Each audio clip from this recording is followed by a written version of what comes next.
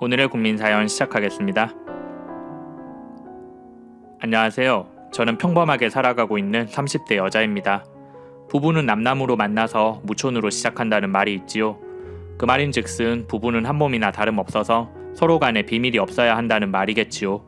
하지만 살아가다 보면 이런저런 일들이 생기게 마련이고 그럴 때마다 우리는 평생 보지 않을 것처럼 싸우기도 하지요. 저도 마음 같아서는 남편을 평생 믿고 따르며 사이좋게 지내고 싶지만 현실이 그렇게 내버려두지 않더라고요. 남편과 저는 회사 상사와 부하 직원의 관계로 만났습니다. 남편은 나보다 나이가 조금 많은 사람이었죠. 저는 계약직 사원이었고 남편은 제가 일하는 부서에서 팀장을 맡고 있었습니다. 사실 제가 남편을 보고 첫눈에 반했답니다. 남편이 비록 나보다 6살이나 많았지만 권위적이지도 않았고 다정하게 직원들을 챙겨주는 모습에 호감이 갔습니다. 그 사람은 계약직 직원인 저에게도 다른 직원들과 똑같이 대해주었지요. 회식을 갈 때도 일부러 나를 챙겨서 데려가주고 명절 선물 같은 것도 따로 챙겨주곤 하더라고요. 실업계 고등학교를 나와서 지금까지 계약직으로 많이 일을 해보았는데 남편처럼 잘 챙겨주는 상사는 처음이었죠. 그래서 저는 그 사람을 남몰래 좋아하고 있었습니다. 하지만 그 사람은 별로 연애 생각이 없어 보이더라고요. 다정한 성격에 얼굴도 잘생긴 탓에 접근하는 여직원들이 몇 명 있는 것 같았는데 그 사람은 쳐다도 보지 않았습니다. 묵묵히 자기 할 일만 열심히 하는 사람이었죠. 그러다가 드디어 제게도 기회가 찾아왔습니다. 어느 겨울날 제가 길을 걷다가 빙판길에 넘어져서 다리를 다쳤는데 그 사실을 알게 된 팀장님이 출퇴근길에 차를 태워주겠다고 하더라고요. 마침 사는 곳이 근처라서 많이 돌아가지 않아도 된다고 하더군요. 그렇게 저는 그 사람과 아침 저녁으로 카풀을 하게 되었습니다. 저는 그 기회를 놓치고 싶지 않아서 아침마다 일찍 일어나서 풀 메이크업을 하고 나갔습니다. 옷도 제일 예쁜 옷으로 입고 다녔고 인터넷에서 재미있는 이야기들을 미리 조사해서 어색하지 않게 대화도 나누었죠. 그 덕분인지 그 사람과 저는 전보다 많이 가까워졌습니다. 그리고 얼마 후 제가 바라던 대로 남편과 연애를 할 수 있었지요.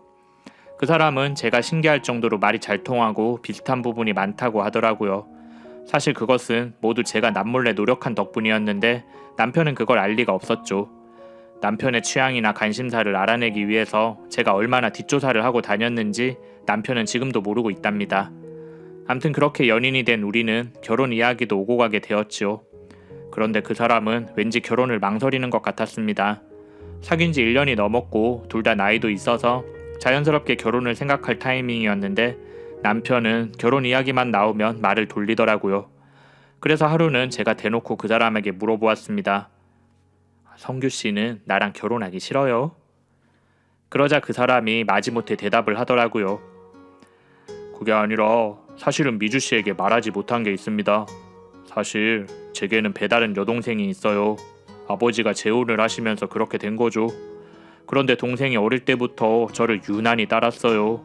게다가 부모님이 일찍 돌아가셔서 제가 그 아이를 키우다시피 했었거든요. 그러다 보니 어찌나 질투가 심한지 아직 여자친구가 있다는 말도 못했답니다. 물론 언젠가는 말을 해야겠지만 동생이 상처받을까봐 계속 망설이고 있었어요. 뭔가 심각한 사연이라도 있을까봐 걱정했었는데 그런 이유라고 하니 저는 오히려 마음이 놓이더라고요. 저는 성규씨가 결혼을 망설이길래 절 싫어하는 줄 알았어요. 성규씨 자상한 사람인 줄은 알았지만 여동생도 그렇게 잘 챙겨주실 줄 몰랐네요. 걱정 마세요. 제가 성규씨보다 동생분한테 더 잘해드릴게요. 틀림없이 마음에 쏙 들게 만들 테니까 두고 보세요. 그리고 얼마 후 저는 그 여동생을 만나게 되었지요. 질투를 많이 한다길래 싫은 소리도 좀 듣겠거니 했었는데 의외로 여동생은 우리의 결혼을 반대하지 않았습니다. 오히려 축하의 말을 건네더군요. 저는 결혼 적극 찬성이에요. 사실 부모님 다 돌아가시고 나서 오빠가 책임감을 느꼈나 보더라고요. 나도 이제 다 큰 어른인데 언제까지나 내가 어린애인 줄 아나 봐요. 그 말에 저도 마음이 놓였습니다. 그런데 남편의 여동생은 제가 생각한 것과는 조금 다른 이미지더라고요. 얌전하고 조신한 스타일을 생각했었는데 의외로 화려한 모습이었습니다. 얼굴도 예쁘게 생겼고 화장도 보통 사람들보다 진하게 했는데 노출이 심한 옷을 입어서 그런지 왠지 야시시해 보이더군요. 나이는 저와 비슷한 또래였는데 무슨 일을 하는지는 이야기해주지 않더라고요. 남편도 딱히 동생에 관한 이야기를 들려주지 않았습니다. 아가씨가 혼자 산다고는 들었는데 사는 곳이 어딘지도 말해주지 않더군요. 그래서 저는 속으로 말 못할 사정이 있나 보다 생각했습니다. 시댁 식구라고는 아가씨밖에 없었는데 그렇게 지내다 보니 저는 시집살이라는 것도 모르고 살았네요. 친구들은 제게 정말 시집 잘 간 거라며 부럽다고 말해 주었습니다. 남편도 멀쩡하고 구박할 시어머니도 없으니 얼마나 좋아. 시누이도 눈치 안 준다며. 그만한 결혼 생활이 어딨어. 정말 부럽다. 우리가 결혼을 하고 나서 아가씨는 가끔 우리 집에 와서 놀다 갔습니다. 하지만 절대 잠을 자고 가지는 않더군요.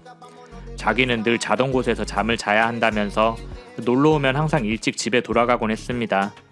대신 남편이 아가씨 집에 놀러 갔다가 자고 오는 날은 있었죠. 하루는 제가 혼자 가지 말고 다음번엔 나랑 같이 가요. 나도 아가씨 사는 거 좀 보고 싶어요. 라고 했더니 남편이 펄쩍 뛰더라고요. 지원이가 나 말고 다른 사람이 자기 집에 오는 거 되게 싫어해. 알잖아, 걔 성격이 좀 예민한 거. 당신이 싫어서 그런 게 아니라 예민해서 그런 거니까 당신이 좀 이해해줘. 남편의 말에 저는 속으로 조금 이상하다는 생각을 했지만 아무 말 하지 않고 넘겼습니다. 여자들 중에서는 자기 사생활을 철저하게 숨기고 싶어하는 사람들이 있긴 하지만 그렇게까지 숨기려고 드니 조금 서운한 마음도 들더라고요. 그런데 하루는 아가씨가 우리 집에 와서 술을 마시다가 이런 이야기를 했습니다. 오늘은 늦게 들어가도 되는 날이야. 오빠는 무슨 말인지 알지? 그 말에 남편이 조금 당황해 하더라고요. 지원이가 술을 좀 많이 마셨나 보네. 술주정을 다 하고.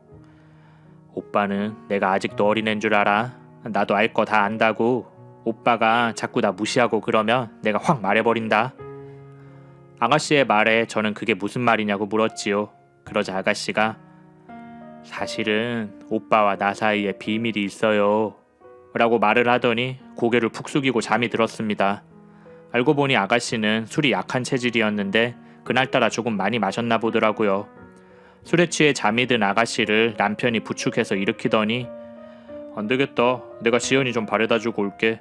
좀 늦게 들어올지도 모르니까 당신 먼저 자고 있어. 라고 하더군요. 그렇게 집을 나선 남편은 새벽이 다 되어서야 집으로 돌아왔습니다. 저는 남편에게 묻고 싶은 게 많았지요. 아가씨가 아까 비밀 어쩌고 한 거 그거 무슨 말이에요? 그거 아무것도 아니야. 당신은 몰라도 돼. 그나저나 나 너무 피곤해서 그런데 조금만 자다 일어날게. 남편의 애매모호한 태도에 저는 마음속으로 불신의 싹이 피어오르더군요. 뭔가 설명할 수는 없지만 꺼림칙한 생각이 가시지 않았습니다. 하지만 며칠이 지나자 그 일도 잊혀지더라고요. 그것보다 우리 부부에게는 고민거리가 하나 있었습니다. 결혼한 지 1년이 넘었는데도 우리 부부에게 아이가 생기지 않았거든요. 열심히 노력은 하는데 시간이 지나도 아이가 들어서지 않아서 저는 걱정이 많았습니다. 처음에는 나한테 문제가 있는 건가 싶어서 병원에 가서 검사를 받아보았습니다. 그런데 병원에서는 별다른 문제가 없다고 하더라고요.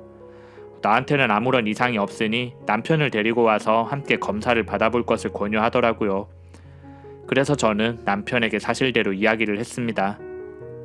의사 선생님이 당신도 와서 검사 한번 받아보래요. 혹시 모르니까 이번 기회에 건강검진 한다고 생각하고 같이 검사 한번 받아봐요. 하지만 남편은 내키지 않는다고 하더군요. 좋은 말로 몇 번이나 이야기를 했는데도 남편은 병원 가서 검사 받는 거 좀 민망하기도 하고 별로 안 내켜. 당신도 너무 조급하게 생각하지 말고 기다려봐. 라고 하더군요. 그 말에 저는 조금 화가 나더라고요.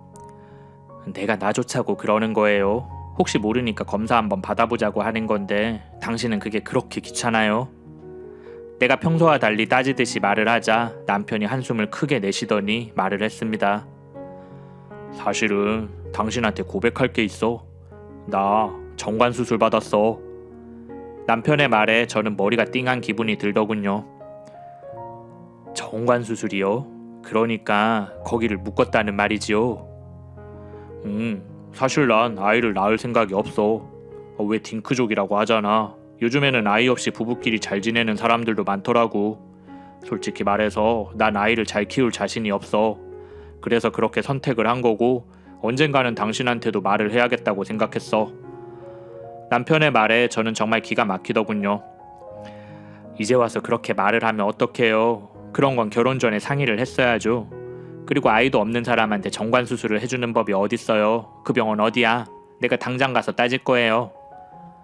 미안해 여보. 나도 진작 이야기하려고 했는데 타이밍을 놓쳤어. 당신이 반대할까봐 걱정도 되었고 어쨌든 난 마음 바꿀 생각 없으니까 당신도 내 뜻에 따라줬으면 해. 그날 우리는 밤새도록 이야기를 나누었습니다. 남편은 오랫동안 생각해왔는지 단호한 태도를 보이더군요. 그래서 결국 저도 고민 끝에 남편의 뜻을 따르기로 했습니다. 그렇게 우리는 딩크족 부부가 되었네요. 지금까지 그 사실을 숨긴 남편의 행동은 도저히 이해할 수 없었지만 어쩔 수가 없었지요. 하지만 그날 이후 저는 남편을 예전처럼 대하기가 힘들더라고요. 남편이 또 내게 숨기는 게 있을 것 같아서 자꾸 의심을 하게 되었습니다. 그러다 보니 별거 아닌 일에도 예민하게 굴게 되더라고요. 남편도 그런 내가 거슬렸는지 점점 짜증이 늘었습니다. 달콤한 신혼생활이 끝나자마자 우리는 권태기가 온 부부처럼 살아가게 되었지요. 회사를 마치면 꼬박꼬박 집에 들어오던 남편은 늦게 들어오는 날이 많아졌습니다. 회식이다 야근이다 핑계를 대면서 며칠씩 집에 안 들어오는 날도 있었지요. 그럴 때마다 저는 속이 부글부글 끓었지만 참고 지냈습니다. 그런 내 속도 모르고 친정 부모님께서는 아이는 언제 가질 거냐며 닥달을 하시더군요. 저는 하소연할 데도 없고 혼자 스트레스만 받았습니다. 이럴 때는 차라리 시부모님이라도 계셨으면 좋겠다는 생각이 들더군요. 그러면 남편 일을 의논 드릴 수도 있을 텐데 라고 생각했습니다. 남편도 부모님이 안 계시다 보니 아이를 낳지 않겠다는 생각을 한 것 같더라고요. 남편의 말에 동조하기는 했지만 그렇게 저는 혼자 소가리를 하고 있었습니다. 그런데 남편의 이상한 행동은 그것뿐만이 아니었죠. 하루는 남편이 전화통화를 하던 중에 내가 들어가자 깜짝 놀라면서 서둘러 전화를 끊더라고요. 지금까지 살면서 그런 적이 없었던지라 저는 의심이 들었습니다. 아무리 봐도 남편의 행동은 수상해 보이더군요. 그래서 저는 남편이 자는 동안 몰래 휴대폰을 훔쳐보았습니다. 그리고 충격적인 사실을 알게 되었죠. 남편이 받은 전화는 바로 여동생한테서 온 거였습니다. 여동생한테 온 전화를 왜 그렇게 서둘러 끊었을까 생각하며 저는 문자 메시지를 살펴보았지요. 그런데 문자 메시지로 아가씨가 이상한 말을 잔뜩 해놓았더라고요. 당장 우리 집으로 오라면서 안 그러면 내가 전부 말해버릴 거라며 알 수 없는 말들을 했더라고요. 올케 언니가 그 사실을 알게 되어도 괜찮냐면서 협박성 발언도 했더라고요. 그 메시지를 본 저는 손이 부들부들 떨렸습니다. 그렇게 생각하지 않으려고 해도 온갖 추잡한 상상이 들더군요. 아무리 배다른 동생이라고 해도 남편이 설마 여동생이랑 그런 사이라고는 믿고 싶지 않았습니다. 문자 메시지만 봐서는 자세한 사정을 알기도 힘들었지요. 그래서 저는 일단 남편을 지켜보기로 했습니다. 기회가 생기면 남편의 비밀을 직접 캐낼 생각이었죠. 그리고 며칠 후 드디어 그날이 왔습니다. 남편이 동생네 집에 볼 일이 있다며 혼자 집을 나서더군요. 남편이 나가고 나서 저는 급하게 밖으로 나와서 택시를 잡아 탔습니다. 그리고 택시를 타자마자 기사 아저씨에게 돈은 2배로 줄 테니 앞에 저 차를 좀 따라가 주세요 라고 말을 했죠. 잠시 후 남편이 어떤 아파트 단지로 들어가는 걸 보고는 택시에서 내렸습니다. 저는 몸을 숨긴 채 남편이 어디로 가는지 다 지켜보았죠. 기회를 엿보다가 쳐들어가서 따지고 들 생각이었습니다. 그런데 잠시 후 남편이 여동생과 함께 밖으로 나오더군요. 제 눈에는 어쩐지 사이가 좋아 보이는 모습이었습니다. 저는 눈에 불을 켜고 그 2명을 지켜보았죠. 그러다가 저는 온몸에 피가 거꾸로 솟는 기분이 들었습니다. 남편과 아가씨는 둘만 있는 게 아니었지요. 누군가가 그 2명을 따라 나왔는데 글쎄 조그만 여자아이더라고요. 게다가 그 아이는 내 남편에게 아빠라고 부르더라고요. 그 장면을 본 저는 머리를 한 대 얻어맞은 것처럼 어질어질했습니다. 더 볼 것도 없이 2 사람에게 달려가서 미친년처럼 따져 물었지요. 도대체 이게 어떻게 된 일이에요? 아무리 배다른 사이라지만 어떻게 여동생이랑 그럴 수가 있어?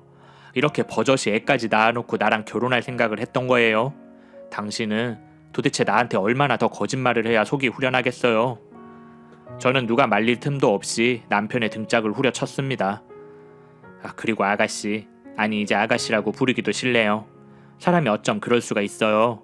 정말 징그러워서 둘 다 쳐다보기도 싫어요. 내 말에 아가씨가 기가 막히다는 표정으로 나를 쳐다보더군요.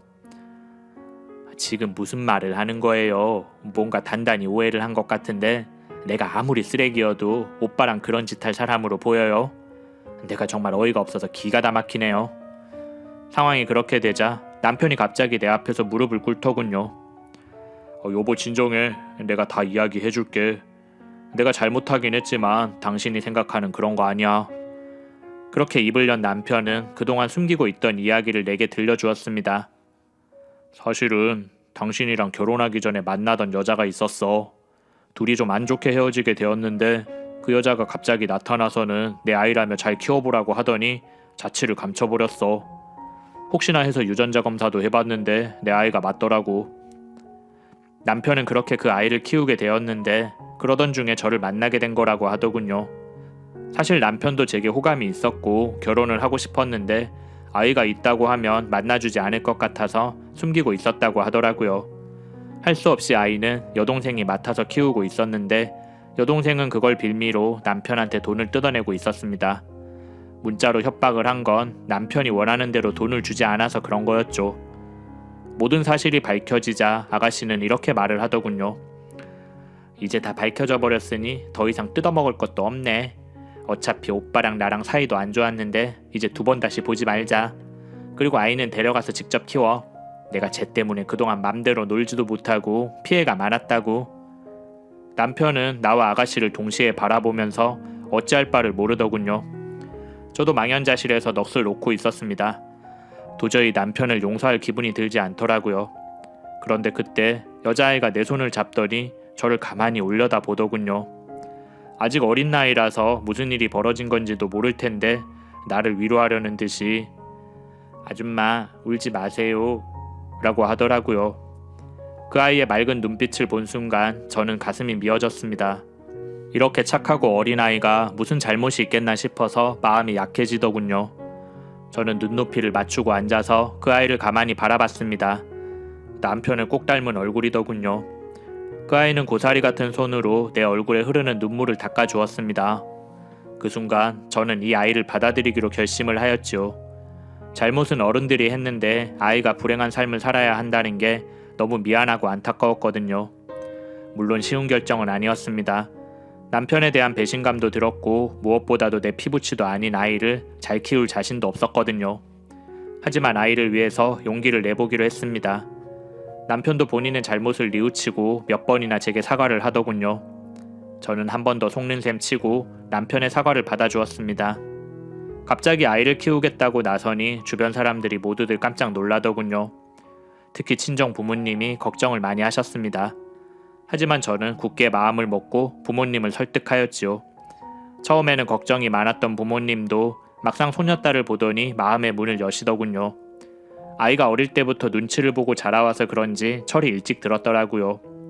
어린아이 같지 않게 다른 사람들을 배려하는 모습에 우리는 모두 그 아이를 사랑하게 되었지요. 그렇게 그 아이는 제 딸이 되었답니다.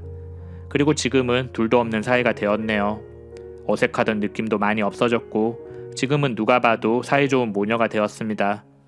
저도 부끄럽지 않은 엄마가 되기 위해서 열심히 노력해 보려고요. 지금까지 이야기 들어주셔서 감사드립니다. 모두들 건강하고 행복한 하루 되세요.